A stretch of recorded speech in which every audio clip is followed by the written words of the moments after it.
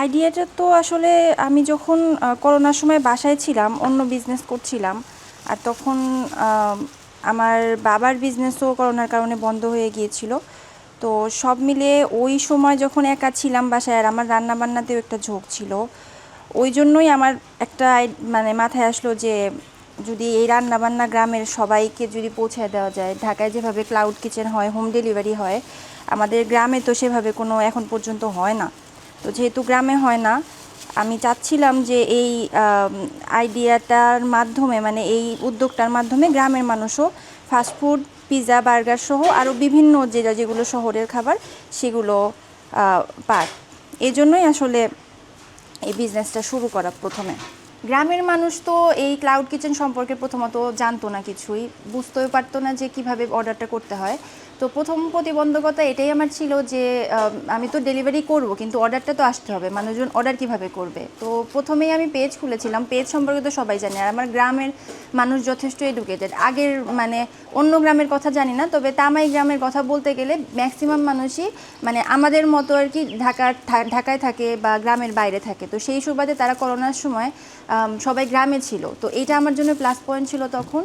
তো এই জন্য মনে হয়েছিল আমার যেহেতু বিভিন্ন মানে পিৎজা, বার্গার খাওয়ার ক্রেভিং হয় যখন আমি বাড়িতে থাকি, তো এরকম অনেক মানুষেরও হতে পারে।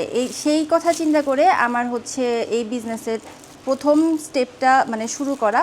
আর ডেলিভারি সিস্টেমটা তো প্রথমে আমার বাবা দেখতো। আমাদের একটা চার্জের গাড়ি ছিল তখন, তেলের গাড়ি ছিল না, চার্জের গাড়ি ছিল, যেটা দিয়ে আমি অনেক দূর দূরান্তে আমার বাবার সাথে শাড়ির কালেকশান করতাম, বিভিন্ন শাড়ি সোর্সিং করতাম। তো সেটা আমি অনলাইনে বিক্রি করতাম। তো যখন শাড়ির বিজনেসটা মানে করোনার সময় মানে একটা প্রবলেম হয়ে গেল, তখন হলো ওই বাইক দিয়েই আমি ভাবলাম যে ডেলিভারি সিস্টেমটা কিভাবে চালানো যায়। তো আমার বাবাও যেহেতু বাইক চালাতো, তো আমার বাবাই প্রথমে শুরু করেছিল, আর তারপরে আস্তে আস্তে আমরা ডেলিভারি ম্যান নিয়োগ দিই, আর এই ডেলিভারির প্রতিবন্ধকতাও দূর হয়। আর আরও প্রতিবন্ধকতা ছিল যেটা, যে গ্রামের মানুষ মেয়েদের বিজনেসটা ওরকমভাবে ভালোভাবে দেখে না। আর আমার যেহেতু আমার গ্রাম মূলত শাড়ি অথবা লুঙ্গি বানানোর গ্রাম, এখানে প্রত্যেকটা বাড়িতে বাড়িতে দেখবেন ফ্যাক্টরি আছে, তারা শাড়ি লুঙ্গি বানায়। তো আমার এই বিজনেসটা একটু ওই ধারণার বাইরে। তো গতানুগতিক যে ধারণার বাইরে গিয়ে আমি এটা করছি, এটাও একটা প্রতিবন্ধকতা ছিল, মানুষের অ্যাকসেপ্ট করতে একটু টাইম লেগেছে। অনার্স পরীক্ষা দেওয়ার পরে আমি প্রথমে ছিলাম বাড়িতে করোনার সময়, লকডাউনের মধ্যে। এরপরে আমি যখন বিজনেস স্টার্ট করি, এরপরে আস্তে আস্তে আমি রাজশাহী ইউনিভার্সিটিতে ওই যে MBA-র জন্য অ্যাপ্লাই করেছিলাম। আর তারপরেই মানে এই বিজনেসের মাধ্যমে আর কি আমাদের পড়াশোনাটা আরও কন্টিনিউ করতে সম্ভব হয়েছে। আমি রাজশাহী ইউনিভার্সিটি থেকে MBA করেছি। আমার মেঝো বোন তখন ভার্সিটি অ্যাডমিশনের জন্য ট্রাই করছিল। আর একদম ছোট যিনি, ও হচ্ছে এখন বেগম রোকেয়া ইউনিভার্সিটিতে ফার্স্ট ইয়ারে পড়ছে। স্ট্রাগল তো শুরু থেকে অনেক ছিল আমাদের, কারণ প্রতিবেশীরাও এই জিনিসগুলোকে, অনেকে প্রতিবেশী থেকে আমার ফ্যামিলির কিছু মানুষও ভালোভাবে দেখতো না, বলতো যে মেয়েদের ব্যবসা করলে মান নষ্ট হবে, তারপরে বিয়ে শাদিতে সমস্যা হবে, এরকম বিভিন্ন কিছু। এটা তো নর্মাল ইস্যু। তারপরে অনেক সময় মাঝখানে গ্রামের কিছু মানুষ ছিল যারা আমাদের একদম সাপোর্ট করেনি, যারা এই বয়কট বিভিন্ন ইস্যুর কারণে এই বয়কট নিয়ে বিভিন্ন রকমের পোস্ট দিত, বিভিন্নভাবে আমাদের আটকানোর চেষ্টা করতো, আমাদের ডেলিভারি ম্যানকে রাস্তায় হেনস্থা করতো। কিন্তু এরপরেও গ্রামের একটা বড় সংখ্যক মানুষ ছিল যারা আমাদের সাপোর্ট করে গেছে, ইভেন এখনও আছে। কিছু মানুষ সবসময় থাকবেই যারা পিছন থেকে টেনে ধরবে যাতে আপনি আগাতে না পারেন, আর কিছু মানুষ থাকবে যে আপনাকে পুশ করে সামনে আগায় দিবে, যে আপনি আগায় যান, সামনে আপনার জন্য অনেক বড় রাস্তা আছে। আমি যখন করোনার সময় বাড়িতে আসলাম, তখন তো আসলে আমার নর্মাল ইনকাম বলতে কিছু ছিল না। আমার বাবার বিজনেসও তখন করোনার কারণে বন্ধ হয়ে গিয়েছিল। আর এরপরে ফাইন্যান্সিয়াল ক্রাইসিস তো ছিলই। আমার 3 বোনের পড়াশোনা, আমার পড়াশোনার মানে তা কন্টিনিউ করে নিয়ে যাওয়া, সব মিলিয়ে এটা একটা বড় প্রতিবন্ধকতা ছিল আমাদের জন্য। তো সেটার জন্যেই বিজনেসটা শুরু করা হয়েছিল। যে আমরা আসলে জানতাম না এটা আসলে সামনের দিকে যাবে কিনা, বিজনেসটা চলবে কিনা।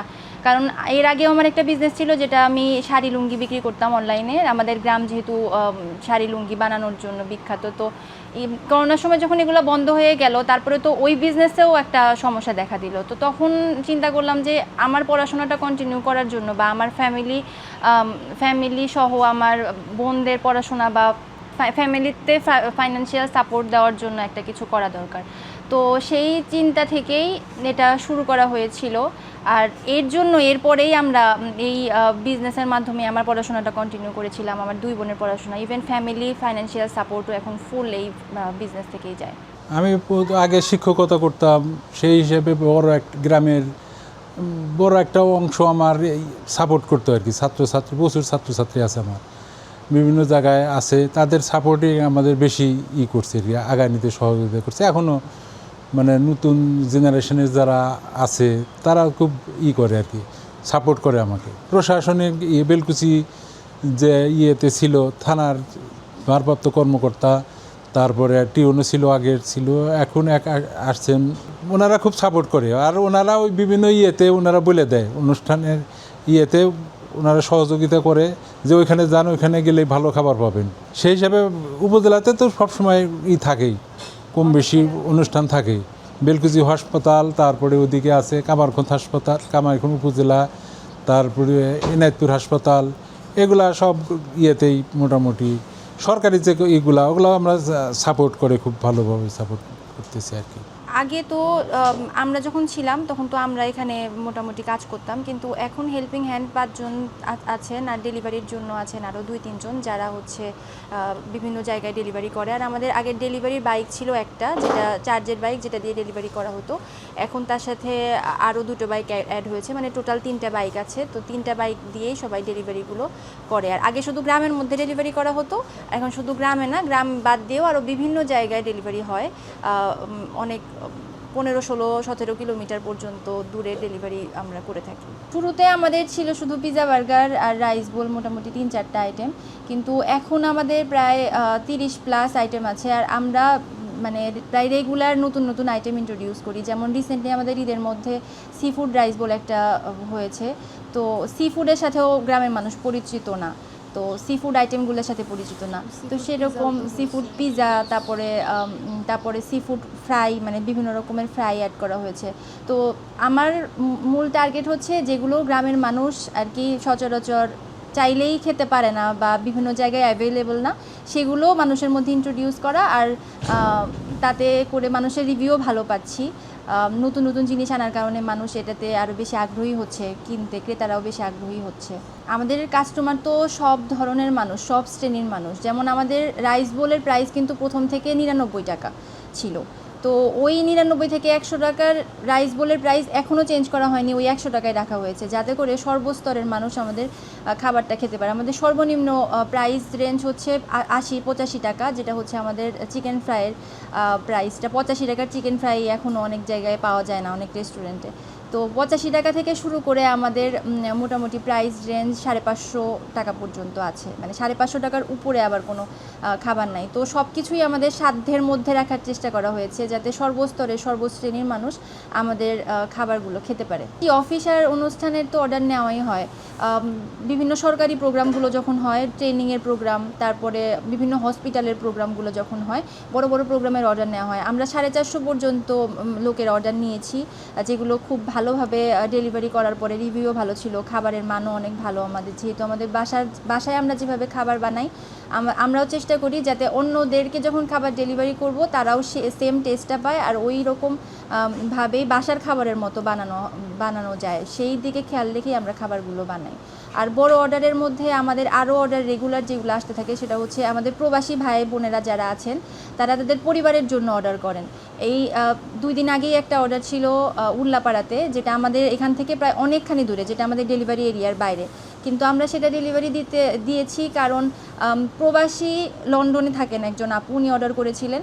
তো আমরা ওনার অর্ডারটা নিয়েছি এই কারণে যে উনি তো লন্ডনে থাকেন, কিন্তু আমাদের দূরত্ব তো লন্ডনের সমান অত দূরত্ব না, আমরা তো চাইলেই ডেলিভারি দিতে পারি। তো ওনার ফ্যামিলির জন্য অর্ডার করেছিলেন, আমরা সেটাও ডেলিভারি করেছি। তো দূর দূরান্ত থেকে মানুষজন আমাদের উপর আস্থা রেখে অর্ডারগুলো করে, আর আমরা যত্ন সহকারে সেগুলো বানিয়ে ডেলিভারি করে থাকি। আসলে ইনকামের কথা তো ভাবে বলা যায় না, তবে আমাদের যে এক্সপেন্স যেগুলো হয় সেগুলো শুনলে অবশ্য আপনারা বুঝতে পারবেন যে আমাদের ইনকাম কতখানি। যে আমরা 3 বোনই মোটামুটি ঢাকার বেসরকারি একটা কলেজ থেকে পাশ করেছি। আমার ছোট বোন ও ঢাকার হলিক্রস থেকে পাশ করেছে, মেজো বোন শহীদ আনোয়ার, আমি ঢাকা কমার্স কলেজ। আবার এর পরবর্তীতে আমি আমার মাস্টার্স পুরাটা করেছি, আমার মেজো বোনেরও মাস্টার্স প্রায় শেষ, ও সমস্ত এক্সপেন্স ওর গ্র্যাজুয়েশন, মেজো বোনের গ্র্যাজুয়েশন সম্পূর্ণ শেষ। তো এই সমস্ত এক্সপেন্স আসে আমাদের এই বিজনেস থেকে। আর আমার ফ্যামিলির প্রত্যেকের খরচ সব কিছুই আমার এই বিজনেস থেকেই আসে, আমাদের আর কোনো সাইড ইনকাম নাই। এদের জন্য কথা হচ্ছে যে চাকরি পেছনে দৌড়িয়ে লাভ নাই। আমার যেটা প্রথম এটা উপদেশ না, আসলে আমি বলবো যে সবারই একটা নিজের জন্য কিছু করা উচিত। এই জন্য ব্যবসাকেই বেছে নেওয়া আমার মনে হয় একটা বেস্ট চয়েস। কারণ চাকরির বাজার এখন চাকরির পেছনে দৌড়াতে গেলে দেখা যায় যে 2-3 বছর ওই চাকরির পরীক্ষা দিতেই চলে যায়। তো নিজে যদি নিজের ব্যবসা বা নিজের জন্য যদি কিছু করা যায়, সেটা হয়তো একটা সময় ছোট থেকে বড় হবে। ছোট থেকেই শুরু করুক সবাই, গ্র্যাজুয়েশন শেষ করে বা ইন্টার শেষ করে বা পোস্ট গ্র্যাজুয়েশন শেষ করে সবাই যে চাকরির পেছনে দৌড়ায়, আমার মনে হয় চাকরির পাশাপাশি ব্যবসা নিয়েও এখন একটু ভাবার সময় এসেছে। কারণ আমাদের দেশে যে পরিমাণ রিসোর্সেস অনেক বেশি, তো যেটা আমাদের ব্যবসার জন্য অনেক বেশি উপযুক্ত। সো ব্যবসার কথা চিন্তা করা উচিত চাকরির পাশাপাশি। ছোটোখাটো যা পুঁজি আছে তাই দিয়ে ব্যবসা শুরু করতে পারে। আমাদের পুঁজি তো ছিল মাত্র 2500 টাকা। তো তাই দিয়ে যেহেতু আমরা এত দূর যদি আসতে পারি, তাহলে এখনকার দিনে তো মনে হয় না 500, 1000, 2500 টাকা কারো অ্যারেঞ্জ করা কোনো বিষয়। তো যে কেউ এটা শুরু করতে পারবে। শুধু খাবারের ব্যবসা না, এরকম অনেক ব্যবসা আছে যেগুলো নিয়ে কাজ করা যেতে পারে। তো অনেক দিকে ভাবারও একটা স্কোপ থেকে যায় বাংলাদেশের মানুষের। তো আমি মনে করি সেগুলো নিয়ে কাজ করা উচিত। আর ক্ষুদ্র ঋণের বিষয় তো থাকেই, ক্ষুদ্র ঋণ বিভিন্ন ব্যাংক দিয়ে থাকে, তো সেগুলো নিয়েও কাজ শুরু করা যায়। আমাদের এখন পর্যন্ত আলহামদুলিল্লাহ পেজ বুস্ট করা লাগেনি। ফেসবুক মার্কেটিংয়ের মেইন সোর্স এটা কিন্তু হচ্ছে ফেসবুক পেজ বুস্টিং, যেটা আমাদের এখন পর্যন্ত করতে হয়নি। আমাদের পুরা বিষয়টাই আমরা মানে ফেসবুকে রীতিমতো পোস্ট করি, রেগুলার বিভিন্ন গ্রুপে পোস্ট করি, তারপরে এলাকায় বিভিন্ন পোস্টারিং করি মানুষকে জানানোর জন্য যে আমরা এক্সিস্ট করি।